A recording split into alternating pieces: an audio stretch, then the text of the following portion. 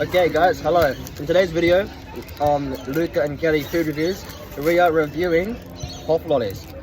Okay, now I'm gonna have to say, I have to give it a number 1 on packaging. Very bland, not interesting at all. Yeah, it's clear. Yeah, it's just clear plastic. Ease of opening is absolutely abysmal in my personal opinion. Yeah. Now, can't even get this thing open. Now, next up is the appearance test. See, it is yellow in color, but it's sticky as well. I'm not a fan. Not a fan of stickiness. Smell test. Oh my god, that's bigger. The water pipe. Oh my god. Okay, who cares? It's our first video. I'm like a private. Okay, now, smell. It's very eucalyptus type. Okay, time for the taste test. Anyone here, doctor?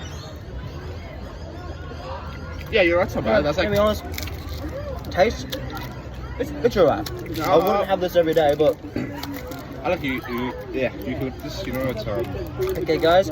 Thank you for watching Luca and Kelly food reviews. you know, sub. You know, like anytime. Catch you next episode.